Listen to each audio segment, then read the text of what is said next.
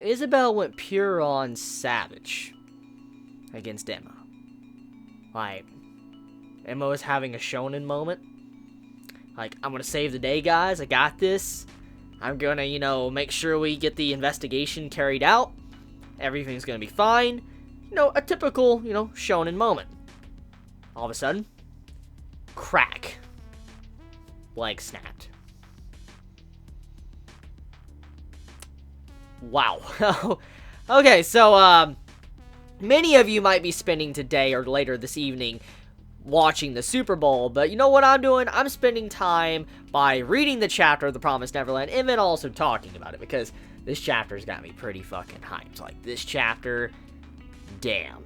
Like, that went really fucking dark quickly. I did not think Emma would have something like that happen to her. That was incredible, because The Promised Neverland shocked me. Like, clearly the mangaka that doesn't care about bodily injuries. For instance, the mangaka is willing to write serious injuries, because something like that, that's really bad. Because let me point out why that's bad. Just because of the pain. Not even actually because of the pain. Not even because her leg is broken right now. Let's just talk about why it's bad. Let's just say that it's not a serious injury, okay? Let's say it's just a sprain. Regardless if it was just a sprain, that's bad, because if you're trying to run away, you're trying to escape from a farm, or a place, prison, whatever, you're gonna need your legs. And what did Emma just lose? Her fucking leg. She just got her leg just snapped like a fucking Kit Kat bar. So, yeah. I'm just gonna say right now that Emma's pretty fucked. Like, there's not much she can really accomplish, because everything we've seen thus far of The Promised Neverland, it hasn't told us that, characters can heal themselves. Like, they'll be completely fine. And if we factor in everything we know so far from the series, then we can assume that this leg is going to be a massive problem.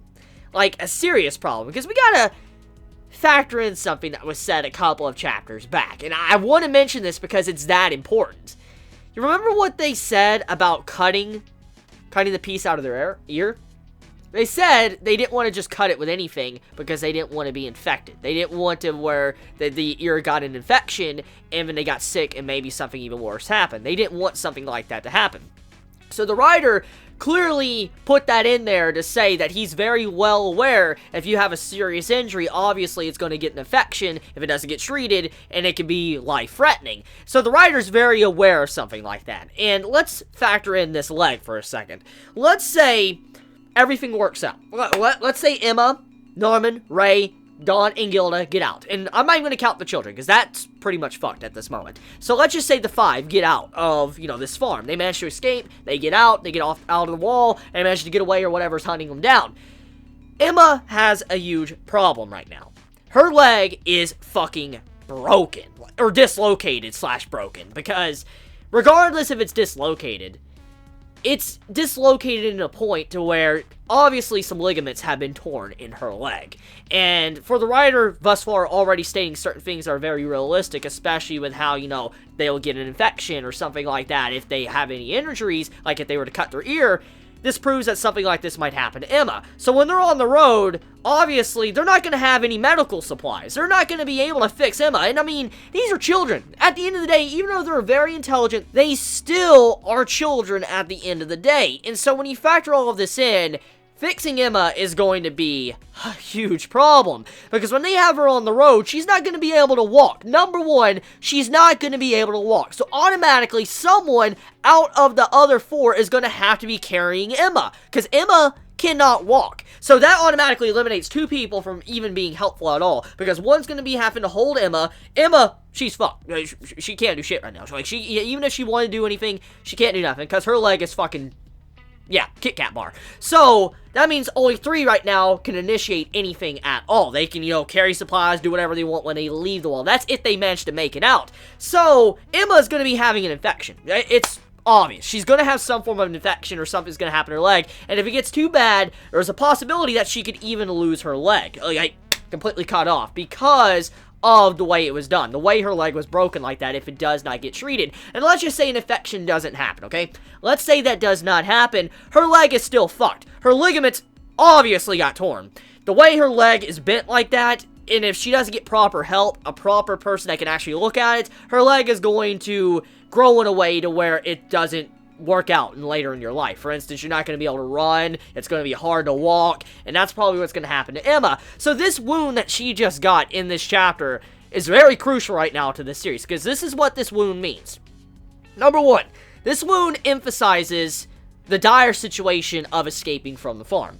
Number two, this wound has a very dire consequence, because once they do escape, infection sets in and will try to take Emma's leg. And if they manage to overcome those odds, okay, let's say an infection doesn't happen, Emma, somehow doesn't have that happen, her leg is going to regrow in a place to where it's not going to be in the proper way. For instance, she's not going to be able to walk or run properly like she used to do. And so that great agility she has that we've seen so far from the series, she's not going to be able to have that at all. So that's automatically something very serious right now with what just happened to her. But we got to remember one thing.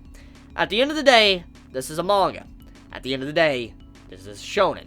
So this is a test. This is the first very, very big test for the Promised Neverland's writer. The first big test to see, will the writer continue to do the standard shonen ways, or will they try to venture out and do something completely different? Boku no Hero Academia has kind of treaded this path constantly. It's really shown time and time again it loves to beat those standard shonen cliches. And we've seen it with how, Izuku and what's going on with his body. I've talked about this many times in the past. Not going to get into certain details because spoiler reasons. But I really hope, from what I am seeing so far, is that since this is a shonen, but also the writer has shown that this is definitely different from the normal shonen, that this wound that Emma has gotten doesn't just disappear. It's not something that just gets completely fixed easily. Hopefully this is something that sticks with her for a very long time, because this is not something that really should disappear, especially for what type of manga series this is. This is a series focused on escaping a farm, running away from the demons capturing you once you escape the farm. It's something you need. You need a good working leg. You need good legs. And so with this complicates everything. So this is the first true test from the mangaka to see what they can do with their series, what they can do with the writing, and what makes this even better than a normal shonen. So I'm really looking forward to seeing how this is used and how this, development with Emma's character is taken, because this can really give some good character development for her and a lot of conflict in the future, because if this is something that sticks with her, this is going to be something that is going to be interesting to see, especially where her character goes. Now, enough with that. Let's just talk about the savageness of Isabelle for a second, okay? This woman just straight up snapped Emma's leg, okay? I mean, I know I've been talking about her leg snap, but let's just talk about what or who did it. Isabelle just snapped Emma's fucking leg like it was a fucking Kit Kat. Like, I can't get that out of my mind. She grabbed Emma, pushed her to the ground, snap, just leg fucking wrecked. That is so savage. And it really emphasizes how she's going to take matters into her own hands of controlling them. That is scary. When she did that, and she snapped Emma's leg, it shows she doesn't care. She will do whatever she has to do to make sure everything is fine, and that the shipment isn't, increased to where, it's a faster pace, so, they won't be shipped out tomorrow. She is willing to take matters into her own hands. When we saw that scene, that showed how terrifying she is. She's willing to harm them. Oh, yes, she is willing.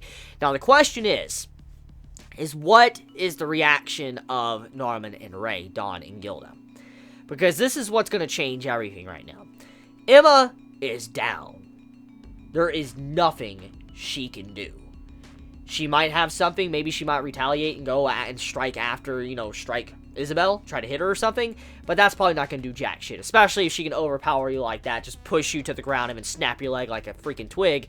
There's nothing you can do about that. So, this falls upon Ray, Dawn, Gilda, and Norman.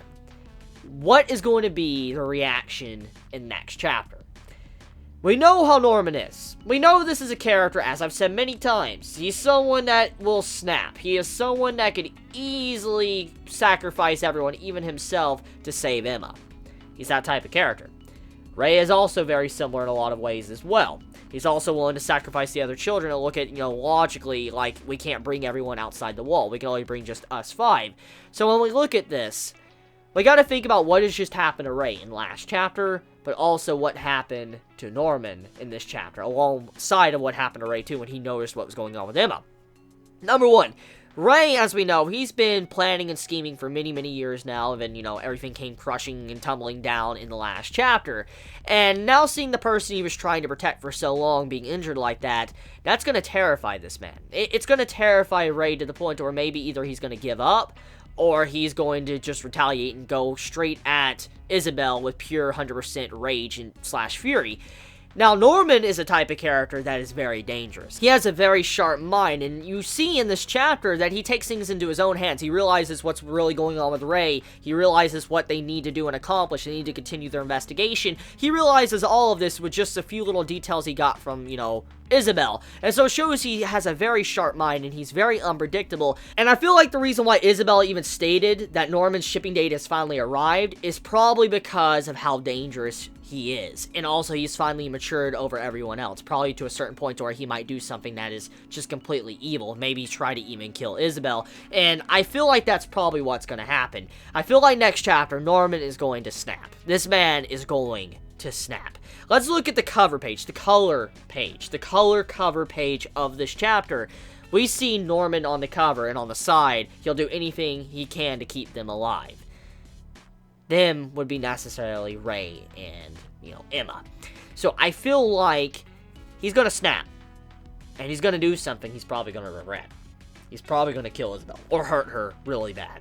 They're all probably going to jump her and all that. And if that does happen, we got to remember. If Isabelle does die, the demons are notified. So you don't just get away. That's not when the challenge ends. Soon as you kill Isabelle, they're going to get notified. That means they're sending in people. They're sending them in. They're sending those people in right in as fast as they possibly can. That would mean that they have no time to gather anyone. Emma's probably going to be unconscious from pain, and so they would just have to run right then and there. They're just going to have to get the fuck out right then and there. Like, they can't even investigate. They're going to have to jump over the fucking wall, and that's probably what's going to have to happen if it goes down that way in next chapter. So, yeah. I am excited to see where the series is going to go, because, the mangaka has a lot of potential here. There's so much potential with this chapter, especially with the wound with Emma, to what Isabelle did, how savage she is, how she ruined that shonen moment. That was just so savage, because Emma's going in like a standard shonen character, like, I can do this! Snap leg, fucking hit the ground. Like, damn! Like, that was just the fastest wreck I've seen in a while. Like, that was a huge fucking wreck. Like, Emma got wrecked so fast. It was just scary how fast it was. So, yeah. Next chapter cannot get here soon enough, because this leaves me hanging. Let me know your honest thoughts in the comments below. How do you feel about what has happened? How do you feel about the cover page? How do you feel about what Isabelle did? How do you feel about the leg injury and how it's probably going to play a huge part in escaping, but also when they get outside? How do you feel about this? Do you feel like Isabelle is going to die? Please let me know your honest thoughts in the comments below. And I love you all so much. Please be safe. Chibi out.